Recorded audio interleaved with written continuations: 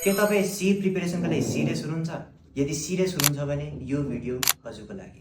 नमस्कार, मेरो नाम अदिश खदेडा, सी र्याङ्क 11, हाल म आइएममा एमबिबिएस पढ्दैछु। धेरै स्टुडेन्ट्सले भन्नुहुन्छ म पढ्न त पढ्छु तर मेरो मार्क्स चाहिँ बढेको छैन, सीमा नाम निकाल्नै सकेको छैन। अब हामीले बुझ्नुपर्छ कि सीमा नाम निकाल्नको लागि मेहनत मात्रै पुग्दैन। कम्पिटिटिभ एक्जाममा सबै स्टुडेन्टसँग इक्वल टाइम हुन्छ र जो स्टुडेन्टले कम टाइममा धेरै पढि भ्याउँछ एट द एन्ड गएर उसले नाम निकाल्नेछ। म आफू सी प्रिपरेसन गर्दाखेरि मलाई लाइभ क्लासहरू कहिले पनि मन परेन, किनभने लाइभ क्लास एकदमै स्लो हुन्छ र इनएफेक्टिभ हुन्छ। त्यही भएर सिलेबस छिटो कम्प्लिट गर्न भनेर म वान सर्ट भिडियोहरू हेर्छु। अब वान सर्ट भिडियोमा समस्या के छ, हो छोटो त हुन्छ तर उसले बुझाएर पढाएको हुँदैन, इनफ डिटेल कभर हुँदैन। र म जहिले त्यस्तो भिडियोको खोजीमा हुन्थेँ जुन छोटो होस्, बुझाएर पढाओस् र इनफ डिटेल पनि कभर होस्। अब मैले आफ्नो टाइममा त्यस्तो भिडियो कहिले पनि भेटिनँ, तर मैले तिमीहरूको लागि त्यस्तो भिडियो बनाएको छु। केमिस्ट्रीमा पनि धेरैलाई फिजिकल केमिस्ट्री एकदमै गाह्रो लाग्छ।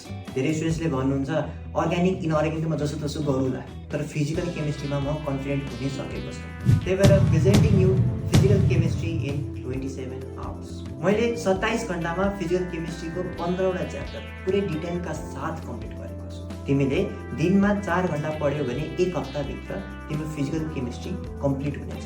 बेसिकबाट बुझाएर पढाएको छु। र डिटेलको कुरा गर्ने हो भने जति डिटेल पढेर, जति फिजिकल केमिस्ट्री पढेर मैले र्याङ्क 11 ल्याएको थिएँ, त्योभन्दा बेसी डिटेल मैले तिमीहरूलाई अहिले पढाएको छु।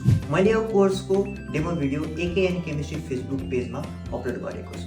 एकताल डेमो भिडियो हेर्नु, मन पर्यो र किन्न इन्ट्रेस्टेड छौ भने मलाई यो कन्ट्याक्टमा वाट्सएप गर्नु। प्राइसको कुरा गर्ने भने एक्चुअल प्राइस 1900 रहेको छ र अहिले अफर प्राइस घटेर 1600 रहेको छ। And trust me, you will not regret it.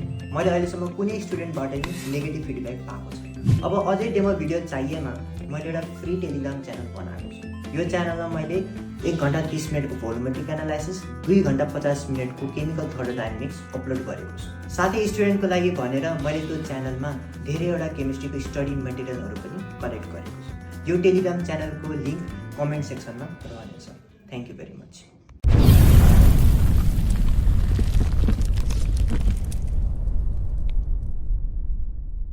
ल, physical chemistry chapter number 9 chemical equilibrium.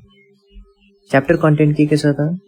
First we talk about reversible र इरिभर्सिबल रियाक्सन। ओके, इक्जाम्पलहरू पनि पढ्छौँ। त्यसपछि इक्विलिब्रियमको बारेमा बुझ्ने, देन टाइप्स अफ इक्विलिब्रियम, त्यसपछि ल अफ मास सेक्सन छ, यसको क्वेसनहरू पनि गर्नुपर्छ।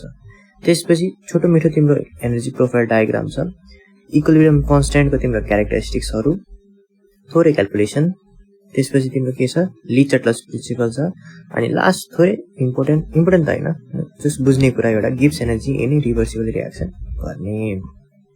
ल, त्यसपछि अब सुरु गरौँ। Okay, so what is a reversible reaction? Reversible रियाक्सनमा तिम्रो के हुन्छ त? The reaction occurs in both direction. Okay, forward पनि हुन्छ, ब्याकवर्ड पनि हुन्छ। भनेपछि पक्कै पनि यो अगाडि पछाडि दुईतिर जानु छ, it is a slow process.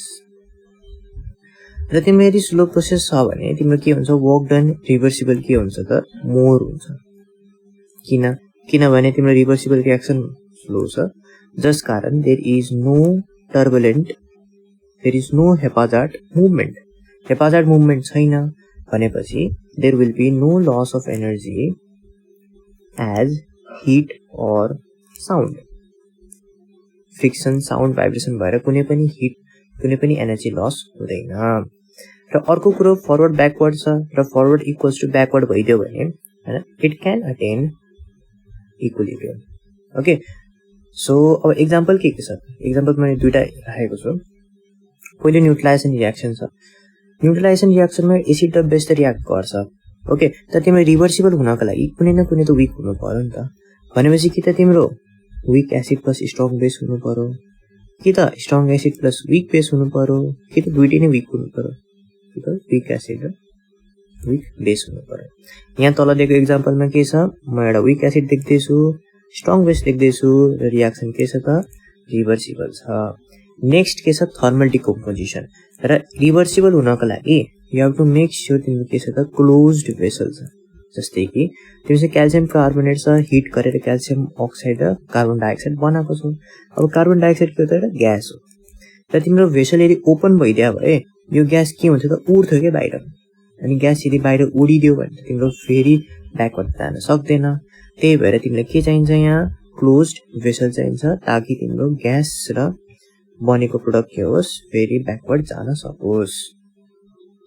Okay, so यति हामीले के पढ्यौँ त, रिभर्सिबल पढ्यौँ।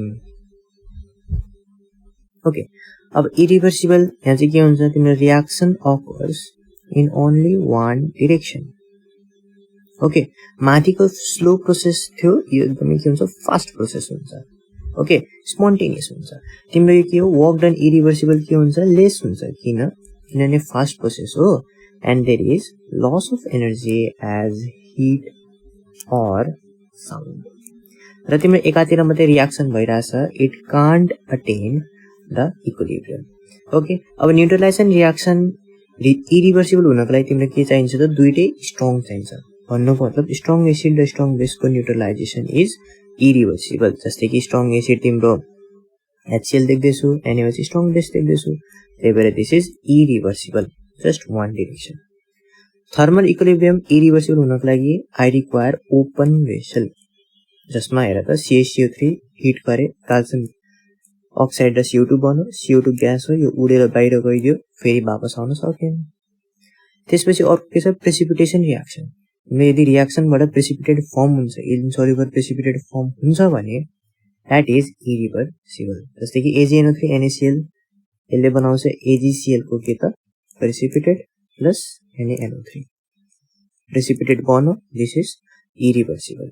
र तिमीलाई थाहा हुनुपर्छ हैन, आँखा तिमीले के भन्न पाउँछौ, all redox reaction are also irreversible reaction। यदि हामीले पढ्यौँ। ओके, अब हामी के गरौँ त, इक्विलिब्रियमको बारेमा अझै मजाले बुझौँ। सो तिमीसँग रियाक्टेन्ट छ, फरवर्ड रियाक्सन हुन्छ रियाक्टेन्टको, र तिम्रो प्रोडक्ट फर्म हुन्छ, र जुन प्रोडक्ट छ प्रोडक्टको ब्याकवर्ड रियाक्सन हुन्छ र फेरि रियाक्टेन्ट बन्छ। यो तिम्रो रिभर्सिबल रियाक्सन भयो। ओके, सपोज इनिसियली मैले रियाक्टेन्टलाई मात्रै लिएको छु, suppose I have only reactant initially, तिम्रो प्रोडक्ट छँदै छैन। अब तिम्रो रियाक्टेन्ट मात्रै छ भनेपछि तिम्रो फरवर्ड रियाक्सन चाहिँ एकदम म्याक्सिममले भइरहेछ क्या, तिम्रो फरवर्ड रियाक्सन म्याक्सिमम छ र ब्याकवर्ड रियाक्सन भएकै छैन। अब के हुन्छ त, तिम्रो यो रियाक्सन हुन दिन्छु। ओके, तिम्रो के हुन्छ, रियाक्टेन्टहरू फरवर्ड रियाक्सनबाट प्रोडक्ट बनाउँदैछ, भन्नुको मतलब रियाक्टेन्ट घट्दै जान्छ। इभेन्चुअली तिम्रो प्रोडक्टको एमाउन्ट बढ्दै जान्छ हैन। अब तिम्रो अघिसम्म फरवर्ड रियाक्सन के थियो त, म्याक्सिमम थियो, तर तिम्रो रियाक्टेन्ट घट्न थालेपछि तिम्रो फरवर्ड रियाक्सन पनि के हुनु पर्यो त, घट्नु पर्यो हैन। र तिम्रो प्रोडक्टहरू बन्न थालिरहेछ भनेपछि तिम्रो ब्याकवर्ड रियाक्सन जुन अघि भइरहेको थिएन त्यो हुन थाल्यो, बढ्न थाल्यो। ओके, भनेपछि इभेन्चुअली के हुन्छ, रियाक्टेन्ट घट्दै जाँदैछ, प्रोडक्ट बढ्दै जाँदैछ। रियाक्टेन्ट घटेको कारणले फरवर्ड रियाक्सन अघि म्याक्सिमम थियो, भेलोसिटी घट्दैछ, ब्याकवर्ड रियाक्सन जुन अघि भइरहेको थिएन त्यसको भेलोसिटी बढ्दै जाँदैछ। तर अहिलेसम्म तिम्रो इक्विलिब्रियम अटेन भएको छैन, भन्नुको मतलब अहिले पनि तिम्रो forward reaction is more than backward reaction. Okay, तर जब इक्विलिब्रियम अटेन हुन्छ नि, यो कन्डिसनमा फरवर्ड रियाक्सन घट्दै घट्दै आउँदै थियो, ब्याकवर्ड रियाक्सन बढ्दै बढ्दै आउँदै थियो, र एउटा पोइन्टमा गएर इक्वल हुन्छ। हो, त्यो पोइन्ट नै तिम्रो के हो त, इक्विलिब्रियम हो। इक्विलिब्रियममा के हुन्छ त, तिम्रो रियाक्टेन्ट फरवर्ड रियाक्सनले प्रोडक्ट बन्छ, र जति प्रोडक्ट बन्यो नि त्यति नै प्रोडक्ट तिम्रो ब्याकवर्ड रियाक्सनबाट रियाक्टेन्ट बनाउँछ। तिम्रो forward reaction equals backward reaction हुनुको मतलब नै यही हो, जति रियाक्टेन्टले प्रोडक्ट बनायो त्यति नै प्रोडक्टले रियाक्टेन्ट बनाइदियो, there is no change. So अब यो कन्सेप्टलाई हामी के गरौँ त, ग्राफमा उतारौँ। ल, graph of forward and backward reaction. तिमीसँग वाइ एक्सिसमा के छ, रेट अफ रियाक्सन छ, एक्स एक्सिसमा मसँग के छ, टाइम राखेको छ। ओके, तिम्रो इनिसियली के थियो त, ब्याकवर्ड रियाक्सन 0 थियो। ओके, यो तिम्रो ब्याकवर्ड रियाक्सन यहाँदेखि सुरु हुन्छ, फरवर्ड रियाक्सन म्याक्सिमम थियो हैन। सपोज तिम्रो फरवर्ड रियाक्सन यहाँदेखि सुरु भइरहेछ, इभेन्चुअली तिम्रो के हुन्छ त, ब्याकवर्ड रियाक्सन बढ्दैछ, फरवर्ड घट्दैछ। ओके, बिस्तारै बिस्तारै तिम्रो ब्याकवर्ड बढ्दैछ, फरवर्ड घट्दैछ, बढो घटो बढो घटो बढो घटो। हेर त, एउटा पोइन्टमा गएपछि तिम्रो के हुन्छ त, तिम्रो फरवर्ड रियाक्सन बराबर ब्याकवर्ड रियाक्सन हुन्छ। यो नि तिम्रो के हो त इक्विलिब्रियम अटेन भयो भन्छौँ। ओके, र तिम्रो यहाँदेखि यो पोइन्टले के जनाउँछ त तिम्रो इक्विलिब्रियम हुन कति टाइम लाग्यो जनाउँछ। ठिक छ। ल सपोज यो ग्राफ नो क्याटलिस्ट वाला ग्राफ हो र मलाई यही ग्राफ मलाई क्याटलिस्टको प्रेजेन्समा बनाउनु छ। ओके, सपोज तिम्रो रेट अफ रियाक्सन के ग्राफ क्याटलिस्टको प्रेजेन्समा छ भने के बुझ भन्दाखेरि क्याटलिस्टले दुईटा काम गर्छ। दुईटा काम के गर्छ भन्दाखेरि पहिलो त तिम्रो यो ग्राफको हाइट बढाउँछ, किनभने क्याटलिस्टले तिम्रो भेलोसिटी बढाउने हो नि त रियाक्सनको। तिम्रो फरवर्ड रियाक्सन जुन यहाँदेखि सुरु भएर थियो अब त्यो फरवर्ड रियाक्सन के हुन्छ यहाँदेखि सुरु हुन्छ। ओके, ब्याकवर्ड रियाक्सन त 0 नै छ। तिम्रो के भयो त ग्राफको हाइट बढ्छ। र अर्को कुरो के हुन्छ तिम्रो ग्राफको के हुन्छ यो जुन विड्थ छ नि जुन time taken to attain equilibrium यो घट्छ। किन घट्यो किनभने क्याटलिस्टले के गर्छ त रियाक्सन फास्ट गर्छ क्या। तिम्रो रियाक्टेन्ट छिटो बढ्छ हैन, रियाक्टेन्ट छिटो बढ्छ, प्रोडक्ट छिटो बढ्छ, जसकारण तिम्रो फरवर्ड रियाक्सन छिटो घट्छ, ब्याकवर्ड रियाक्सन छिटो बढ्छ। हेर भन्नुको मतलब तिम्रो ब्याकवर्ड रियाक्सन थोरै टाइममै बढेर इक्विलिब्रियममा गयो, फरवर्ड रियाक्सन थोरै टाइममै घटेर इक्विलिब्रियममा गयो हैन। यहाँ पनि तिम्रो यो फरवर्ड रियाक्सन ब्याकवर्ड रियाक्सन, यहाँ फरवर्ड रियाक्सन बराबर ब्याकवर्ड रियाक्सन, तिम्रो इक्विलिब्रियम अटेन भइसकेको छ डटेड लाइनको उतापट्टि। र हेर त तिमीलाई यो इक्विलिब्रियम अटेन गर्नको लागि कति थोरै टाइम लाग्यो हैन त। भनेपछि क्याटलिस्ट भएपछि दुईटा कुरा के हुने रहेछ ग्राफको हाइट बढ्छ र तिम्रो के हुन्छ विड्थ के हुन्छ घट्ने रहेछ यो ग्राफको लागि। ओके, यो भएपछि हामी अरू पनि ग्राफ गर्छौँ। ल अब हाम्रो कन्सन्ट्रेसन अफ रियाक्टेन्ट र प्रोडक्टको ग्राफ एलोङ विथ टाइम हेर्छौँ। ओके, सो अघि हामीले के भन्यौँ भन्दाखेरि तिम्रो रियाक्टेन्ट इनिसियली रियाक्टेन्ट मात्रै छ, इनिसियली प्रोडक्ट छँदै छैन 0 छ। ओके, तिम्रो के हुन्छ रिभर्सिबल रियाक्सन हुँदैछ भनेपछि तिम्रो इभेन्चुअली के हुन्छ रियाक्टेन्ट घट्दै जान्छ, यसरी घट्दै गयो हैन, र तिम्रो प्रोडक्ट बढ्दै जाँदैछ, यसरी बढ्दै गयो। र तिम्रो के हुन्छ भन्दाखेरि एट द पोइन्ट जब इक्विलिब्रियम अटेन हुन्छ नि तब जति रियाक्टेन्ट प्रोडक्ट बन्छ त्यति नै प्रोडक्ट रियाक्टेन्ट बन्छ। भन्नुको मतलब तिम्रो there is no change in concentration of reactant and product. हेर त यो पोइन्ट पछि तिम्रो के छ रियाक्टेन्ट र प्रोडक्टको कन्सन्ट्रेसन एकदम कन्स्ट्यान्ट तिम्रो स्ट्रेट लाइनमा गएको छ। ओके, भनेपछि यहाँ तिम्रो के अटेन भयो इक्विलिब्रियम अटेन भयो। ओके, अब एउटा फरक म के भन्न चाहन्छु भन्दाखेरि तिम्रो यहाँ माथि चाहिँ के भएको थियो फरवर्ड रियाक्सन र ब्याकवर्ड रियाक्सन घट्दै बढ्दै आउँदाखेरि तिम्रो के हुन्छ एउटा सिंगल लाइन भएर इक्विलिब्रियममा गएको थियो। तर तिम्रो प्रोडक्ट र रियाक्टेन्टको कन्सन्ट्रेसनमा त्यस्तो हुनुपर्छ भन्ने जरुरी छैन क्या। यसमा तीनवटा केस हुन सक्छ, कि त तिम्रो रियाक्टेन्ट घट्दैछ हैन र इक्विलिब्रियम अटेन गर्दाखेरि प्रोडक्ट भन्दा धेरै कन्सन्ट्रेसन हुन सक्छ हैन, अथवा अर्को ग्राफ कस्तो पनि हुन सक्छ यो रियाक्टेन्ट भयो यो प्रोडक्ट भयो र तिम्रो त्यहाँ माथि रेट अफ रियाक्सन जस्तै रियाक्टेन्ट घट्दै जाँदैछ प्रोडक्ट बढ्दै जाँदैछ र तिम्रो इक्विलिब्रियम अटेन हुँदाखेरि तिम्रो इक्वल कन्सन्ट्रेसन पनि हुन सक्छ, यो अर्को केस भयो। अथवा तिम्रो के हुन सक्छ यो रियाक्टेन्ट भयो यो प्रोडक्ट भयो, रियाक्टेन्ट घट्दैछ र धेरै घटिदियो हैन, प्रोडक्ट बढ्दैछ धेरै बढिदियो हैन, र तिम्रो एउटा पोइन्टमा गएपछि के हुन्छ स्टेबल भएको छ, तिम्रो इक्विलिब्रियम अटेन भएको छ। भनेपछि तिम्रो रियाक्टेन्ट र प्रोडक्ट र टाइमको यदि ग्राफ बनाउने भने तिमीसँग तीनवटा केस हुने रहेछ। ठिक छ, यो बुझ्नु पर्यो। तिम्रो माथि एउटा मात्रै थियो, यहाँ तीनवटा ग्राफ बन्ने रहेछ। अब सपोज मैले क्याटलिस्टको एउटा ग्राफ बनाउन चाहे भने ओके म एउटाको बनाउँछु अरू बुझिहालिन्छ। सपोज मसँग यहाँ लेफ्टमा भएको ग्राफ सपोज यो तिम्रो नो क्याटलिस्ट वाला ग्राफ हो र मलाई क्याटलिस्ट वाला एउटा ग्राफ बनाउनु छ।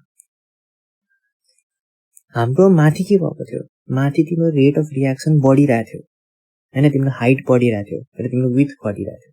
यहाँ चाहिँ के हुन्छ विड्थ मात्रै घट्छ हाइट चाहिँ बढ्दैन। किनभने तिमी क्याटलिस्ट युज गर क्याटलिस्ट युज नगर तिम्रो रियाक्टेन्ट र प्रोडक्टको कन्सन्ट्रेसन चेन्ज हुन्छ त हुँदैन। तिमीले कति हालेको छौ त्यसमा भर पर्ने कुरा हो नि त।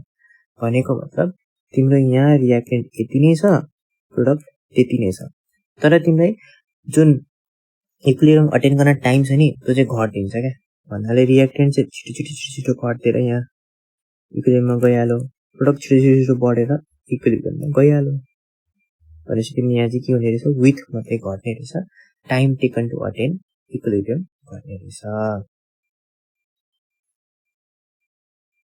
ल अब हामी के गरौँ इक्विलिब्रियमको प्रपर्टीहरू देखौँ सो इक्विलिब्रियम तिम्रो it is only possible in reversible reaction र रिभर्सिबल रियाक्सन हामीले पढेको छौँ भेसल कस्तो हुनु पर्यो त क्लोज हुनु पर्यो र इक्विलिब्रियममा एउटा स्पेसल नाम दिँदो रहेछ क्या it can be called as a dynamic state हेर त यो दुईटा भनेको एकदमै डिफ्रेन्ट कुरा हो क्या डाइनामिक भनेको चेन्ज भइराख्ने कुरा स्टेट भनेको चेन्ज नहुने कुरा अब तिमी इक्विलिब्रियमलाई किन डाइनामिक स्टेट भन्दैछौ त डाइनामिक किन भन्यो त किनभने फरवर्ड र ब्याकवर्ड रियाक्सन भइरहेछ क्या कन्टिन्युसली तिम्रो देखिए नदेखिए पनि तिम्रो फरवर्ड ब्याकवर्ड रियाक्सन भइरहेछ होइन र तिम्रो फरवर्ड र ब्याकवर्ड केस इक्वल भइदिएर हुन्छ त्यही भएर देखिन्न त्यही भएर तिम्रो चेन्ज इन रियाक्टेन्ट र प्रोडक्ट हुँदैन त्यही भएर यसलाई स्टेट पनि भन्छ यसलाई स्टेट किन भन्ने रहेछ त because amount of reactant and product is unchanged त्यसपछि equilibrium can be attained from both side मैले माथि एक्जाम्पल दिँदाखेरि पहिले मैले रियाक्टेन्ट मात्र लिएको थिएँ प्रोडक्ट लिएको थिइनँ होइन रियाक्टेन्टबाट तिम्रो इक्विलिब्रियम आउँदै थियो तर तिमी के पनि गर्न सक्छौ प्रोडक्ट मात्रै लिने र रियाक्टेन्ट नलिँदा पनि हुन्थ्यो त्यसरी तिम्रो अर्को डिरेक्सनबाट के हुन्थ्यो इक्विलिब्रियम अटेन हुन्थ्यो जस्ट अटेन हुन्छ फ्रम बोथ साइड र तिमीले यदि क्याटालिस्ट युज गरेको छौ भने क्याटालिस्टले के गर्छ it fastens the time taken to attain the equilibrium हामीले पढेको दुईटै ग्राफमा के भएको थियो तिम्रो विथ घटिरहेको थियो time taken to attain equilibrium घटिरहेको थियो अन द अदर ह्यान्ड तिम्रो there is no effect on amount or concentration of product and reactant तिम्रो प्रोडक्ट रियाक्टेन्ट ग्राफमा तिम्रो हाइट बढाएको थियो त थिएन त्यही कुरा भन्न खोजेको र तिम्रो इक्विलिब्रियममा के हुन्छ तिम्रो फरवर्ड र ब्याकवर्ड रियाक्सन इक्वली स्पोन्टेनियस हुन्छ क्या त्यही भएर तिम्रो there is no change in Gibbs energy so at equilibrium तिम्रो चेन्ज इन गिब्स एनर्जी के हुनु पर्यो त